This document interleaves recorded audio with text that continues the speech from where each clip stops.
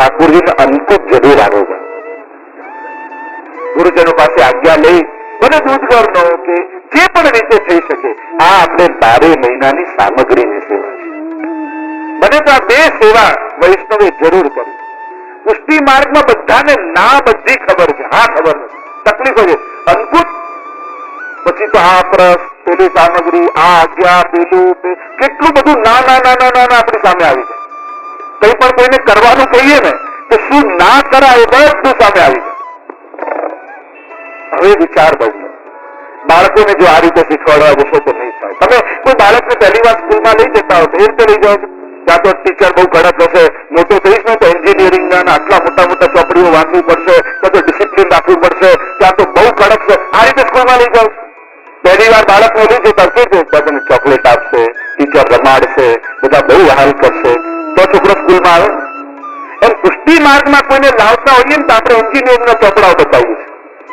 ત્યાં તો બહુ ડિસિપ્લિન પાળવાનું, ત્યાં તો અપ્રસ પાળવાની, ત્યાં તો આ વાંચવાનું, ત્યાં તો આ, એટલે પેલો છોકરો સ્કૂલે જ ના જાય. આપણને આ બધું નહીં ભાવે. છોકરા શું થાય આ બધું આપણાથી નહીં, તારે કરવું હોય તો કર. ઘરે નાના છોકરાને પૂછે કે આ ઠાકોરજી કોના, એની પાસે એક જ જવાબ હોય, મારા બાના. પણ મારે તો એ વાતાવરણ સમાજમાં બનાવવું છે કે છોકરાને પૂછ્યું તો કે મારા ઠાકોરજી છે. દરેકના ઘરેના દરેક બાના માથે બિરાજે છે ને કરે છે. આ વાતાવરણ બદલવાની જરૂર છે અને એ બદલાશે આપણા વ્યવહારથી. તમારા ઘરમાં તમારો વ્યવહાર કઈ રીતે બાળકોને, નવા લોકોને પ્રવેશ કરાવો છો તમારા ઉપર જવાબદારી છે. કઈ તમે ઠાકોરજીને આમ અપનાવતા શીખવાડો છો કે ડરાવો છો ઠાકોરજી? બદલો વ્યવહાર. અહીંયા બેસેલા કેટલા લોકો એમ કહી શકે છાતી ઠોકીને કે તમારા ગયા પછી તમારા ઠાકોરજી તમારા ઘરે જ બિરાજશે. બધાને ક્યાંક ખૂણે એ બીક તો નથી ને કે મારા ગયા પછી જાકુજીમાં બાંધીને ઠાકોરજી વલ્લભકુંડને ક્યાંક ખૂણે ખૂણે મરજાદ પાળનાર વૈષ્ણવના ખૂણે હૃદયમાં બળતું હોય છે. અને એક વાત યાદ રાખજો, તમારા ઘરે જ ઠાકોરજીને આનંદ આવે છે. એટલે એવું વાતાવરણ બનાવજો ઘરમાં કે તમારા બાળકો તૈયારી બતાવે કે ના બા ચિંતા ન કરશો, તમારા પછી હું ઠાકોરજીની સેવા કરીશ. અને યુવાન જો અહીંયા બેઠા હોય તો એટલું કહું એમને કે ખાસ તમારા બા બાપુજીને એટલું કહેજો, ચિંતા ઠાકોરજીની ચિંતા ન કરશો. હંમેશા એ બાનું રહ્યું ભૂલી જશે. જોજો તમારે બર્થડેમાં એમની ગિફ્ટ આપી હોય, 75 80 વર્ષ ઉજવવા હોય, કઈ બી કરવું હોય તો બીજું બધું તો કરો, સારું છે. તો એટલું આટલા શબ્દો તમે કહી દેશો ને એ ઠાકોરજીનું નામ લેતા લેતા ભૂતલનો ત્યાગ કરશે. એના હૃદયમાં એક સંતોષ પેદા થશે કે ના મારા ઠાકોરજીને આ લોકો દુઃખી નહીં કરે. બસ એમને એટલો જ વિશ્વાસ જોઈએ છે તમારે. તો અહીંયા જેટલા યુવાનો છે એને હું ખાસ અપીલ કરીશ, વિશ્વાસ અપાવી દો તમારા વડીલોને કે તમારા પછી તમારા ઠાકોરજીની ચિંતા ન કરતા. બસ આ સાચી ભેટ કહેવાશે આ કથાની કે તમને એમ કે ભાગવતજી પધાર્યા છે, હું શું ભાગવતજીના ચરણોમાં કરું. તમારો આ સંકલ્પ લઈ દો ભાગવતજીને, એક ક્રાંતિ થઈ જશે. પુષ્ટિ માર્ગનું આ સ્વરૂપ હું જોવા માંગુ છું. આપણે કેટલા વંટાયેલા છે, કેટલા વહેંચાયેલા છે.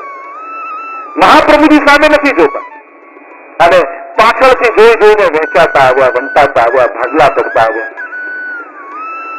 શ્રી ગોપાલદાસજી તો કહે છે અમે તો વલ્લભના ઘર રહ્યો મોહે શ્રી વલ્લભ ગુરુ ભાવે. ઠાકોરજી તો કહે છે મને તો વલ્લભના ઘરમાં ગમે.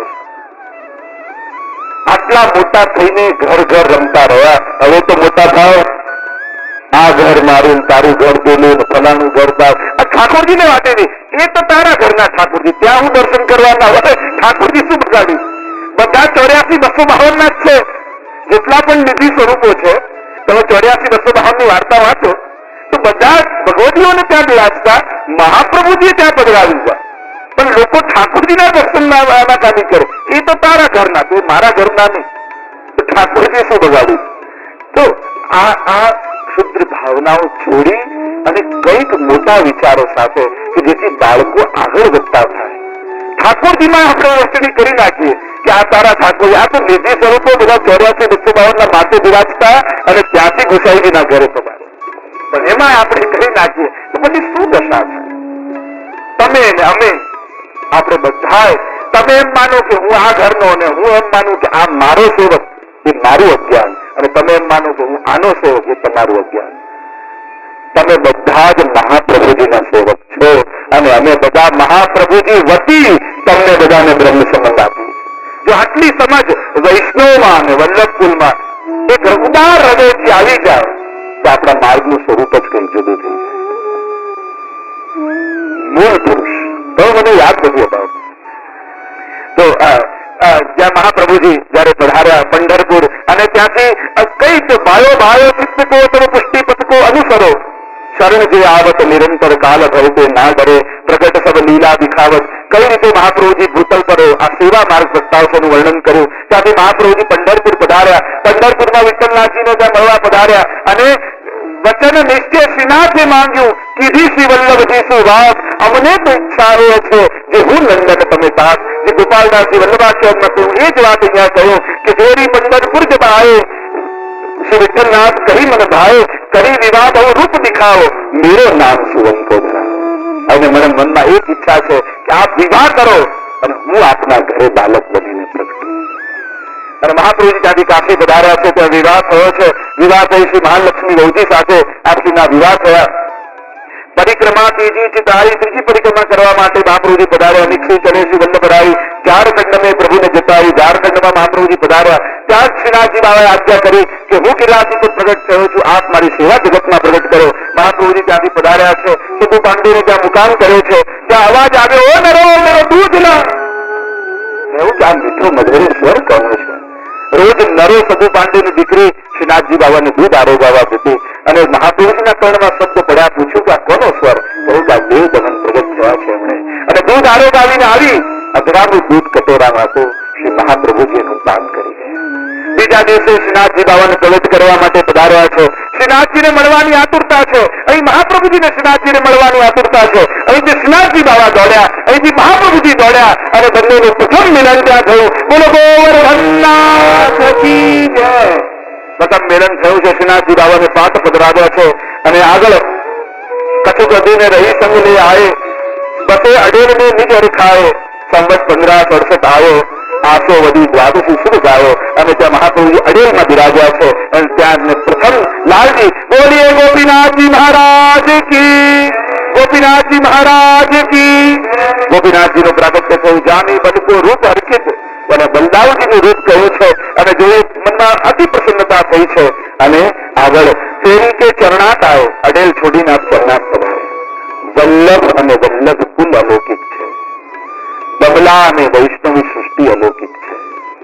આપણે જેમની સેવા કરીએ છીએ એ સેજ સ્વરૂપો અલૌકિક છે અને ભગવદ લીલા પરિકર અલૌકિક છે.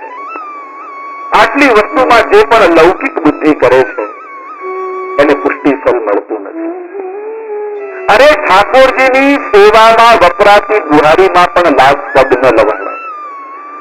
ભગવત લીલા પરિકર અને ભગવત સેવાના સાધનો પણ અલૌકિક છે. અમારા દામોદર લાલજી મહારાજની મથુરા હવે 5-4 પેઢી પૂર્વ એને સેવામાં ખંડાતમાં પોપટ પડ્યો હતો ચાંદીનો શુક. એટલે તૂટી ગયો એનું ચરણ. એટલે રોજ મુખિયાજી કહે કે જયરાજ આને ચરણને ઝાડ લગવા દો તો ઠીક હો જાય. પેલું પાયો તૂટી ગયો તો કે બેસી શકે. 3 દિવસ સુધી કીધું. ત્રીજા દિવસે પાછું મુખિયાજી કીધું આમાં કંઈક ઝાડ લગવાડી દો તો ઠીક થઈ જાય. અને મારા શ્રી હાથમાં સુખ લીધું ને કહ્યું કે સુખદેવજી तुम्हारी सेवा भूतल पे हो चुकी, अब धाम में पधार्यो. आम કરીને જ્યાં સુખ છોડ્યું આંખો ફૂટી ગઈ અને આકાશમાં ઉડતું ઉડતું નિત્ય લીલા ધામમાં જતું રહ્યું. એટલે કે ઠાકોરજીમાં ઉપયોગમાં આવતા ખીલોમાં પણ લૌકિક નથી. ભગવાન સંબંધી કોઈ પણ વસ્તુ લૌકિક નથી. અને તમારો પણ સંબંધ ભગવાન સાથે થયો છે બ્રહ્મ સંબંધ દ્વારા. તમે પણ લૌકિક નથી.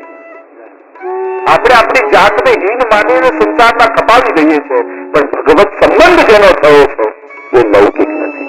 તમે પણ પ્રભુના છો. આપણને પ્રભુ માટે આવો ભાવ હોય, ગુરુ માટે અલૌકિક ભાવ હોય, પણ વૈષ્ણવ માટે પણ જયારે આવો અલૌકિક ભાવ થાય ત્યારે માનવું કે આજે વૈષ્ણવતા સફળ થઈ.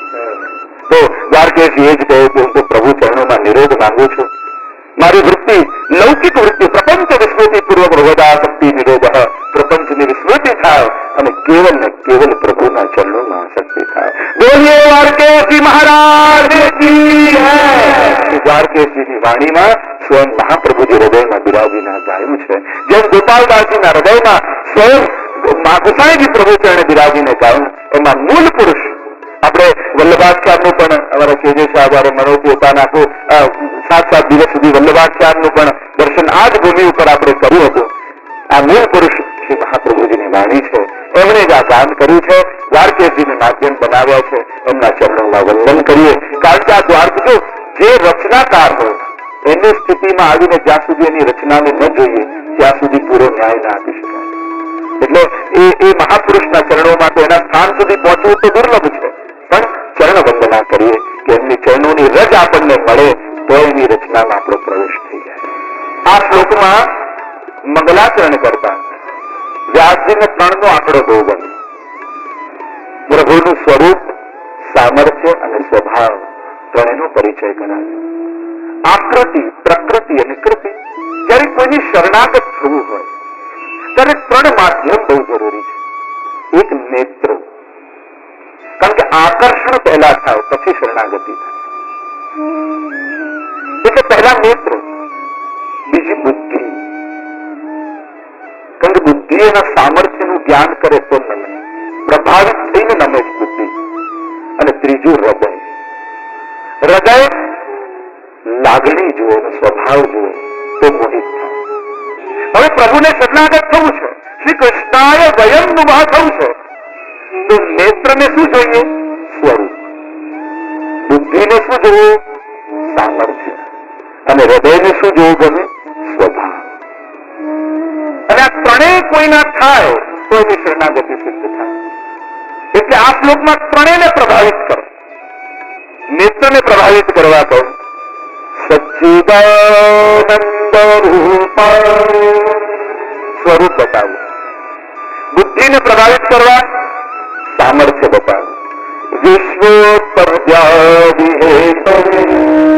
અને હૃદય લાગણીને જુએ. કોઈ લાગણી વાળો વ્યક્તિ જુએ તો કોઈ લાગણી વાળો હોય તો એનો થઈ જાય. કારણ કે બહુ સામર્થ્ય, બહુ સત્તા પર જે હોય, જે બહુ મોટું કામ કરતો હોય એ સ્વભાવનો કઠોર. તો કહું કે આટલા સામર્થ્ય વાળા છે તો સ્વભાવના કઠોર છે? તો કહું ના, બહુ કોમળ સ્વભાવના. આ એવા કોમળ સ્વભાવના છે કે આ કોઈનું દુઃખ જોઈ શકતા. એવા શ્રી કૃષ્ણને વયમ નમઃ અમે નમન કરીએ છીએ. કારણ કે નમનથી અધિક જીવ કરી પણ શું શકે? વસ્તુઓ તો બધી એની છે. માણસ પેદા થાય છે તો બુદ્ધિમાં ચારાના પણ લઈને પેદા થતો નથી. તો જે પણ ઘરો છો છેલ્લે છે તો એનું હા વંદન તમારું છે. પણ એક વસ્તુ યાદ રાખવી, વંદન કરો અને વફાદારી કરવી. પ્રણામ જેને કરો એની પ્રામાણિક થવું, નમન કરો એની નમક હલાલી કરવી. ત્યારે જ સાચા અર્થમાં વંદન થયા કહેવાય. પ્રભુને વંદન કર્યા. કારણ કે પ્રભુ આપ સમગ્ર સૃષ્ટિનું સર્જન કરો ત્યારે આપને અહંકાર થતો નથી, મોહ થતો નથી. પાલન કરો ત્યારે અહંકાર થતો નથી, અને જયારે વિસર્જન કરો ત્યારે દુઃખ થતું નથી. આપ માણસ ઉત્પન્ન કરે તો મોહ થાય, પાલન કરે તો અહંકાર થાય, અને ખોઈ બેસે તો એને દુઃખ થાય. પણ પ્રભુ તો સર્વસ્વ સર્વ લીલાઓમાં આનંદસ્ય હરે લીલા. મહાપ્રભુજી કહે છે, જે તમે નાના બાળકને દરિયા કિનારે રેતીમાં રમતા જોવો છો. નાનું બાળક જયારે આવે દરિયા કિનારે ત્યારે પગ નાખે, ખાડો ખોદે, ઘર બનાવે ખેતીને. તો ઘર બનાવતો હોય ત્યારે પણ આનંદ હોય. બની જાય પછી છીપલાઓ વીણી લાવે, અંદર નાખે, રમતો હોય ત્યારે પણ આનંદ. અને માં બોલાવે, બેટા બધા સાંજ પડી ગઈ છે, ઘરે જવાનો સમય થયો છે, ત્યારે ધ્યાનથી જોજો